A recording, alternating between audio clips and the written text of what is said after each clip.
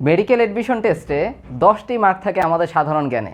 তো এই সাধারণ জ্ঞান নিয়ে আমাদের ভয়ভীতির কোনো অন্ত নাই। এত ভয় আমাদের, কোন টপিক পড়বো, কখন কি পড়বো, কোনো হিসাব নিকাশ নাই, একদম ভয়ে তো কাবু হওয়ার মতো অবস্থা।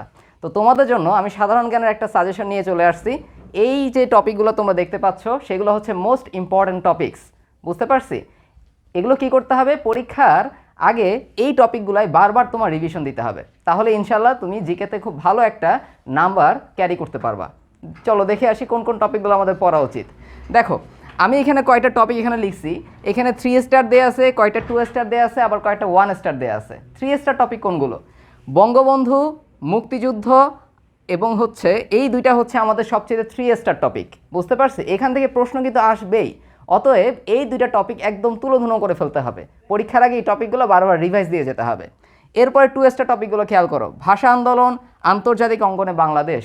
এই দুইটা খুবই গুরুত্বপূর্ণ টপিক। দেখা যায় প্রিভিয়াস কোয়েশ্চেনগুলো আমরা যদি ফলো করি তাহলে দেখি বারবার কিন্তু এইখান থেকে প্রশ্নগুলো চলে আসছে। অতএব এই টপিকগুলো কিন্তু আমাদের বাদ দেওয়ার মতো টপিক না, অবশ্যই কী করতে হবে, পড়ে যেতে হবে।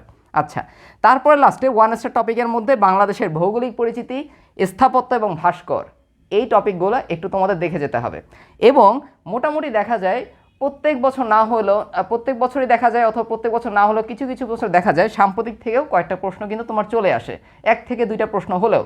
তো সাম্প্রতিক নিয়ে তোমাদের অনেক ভয় থাকে আমি জানি, তবে আমি ঠিক করছি সাম্প্রতিকের উপর তোমাদের ইনশাল্লাহ আমি একটা ক্লাস নিব, যেই ক্লাসটা সবার জন্য উন্মুক্ত থাকবে, তোমার সবাই সেখানে থাকবে। আশা করি সাম্প্রতিক নিয়ে তোমাদের ভীতিটা অনেকাংশে দূর হয়ে যাবে। ওকে, তাহলে আমাদের সাধারণ জ্ঞানের জন্য এই টপিকগুলো না পড়লেই না। যদি একদম সময় আমি নাও পাই তাও এই টপিকগুলো অবশ্যই দেখে যাবা, এই ব্যাপারে কোনো ছাড় নাই। তাহলে সবাই পড়াশোনা করো, মনোযোগ সহকারে পড়াশোনা করবা, অনেক ভালোভাবে পড়াশোনা করো। সবাই ভালো থাকো, আল্লাহ হাফেজ।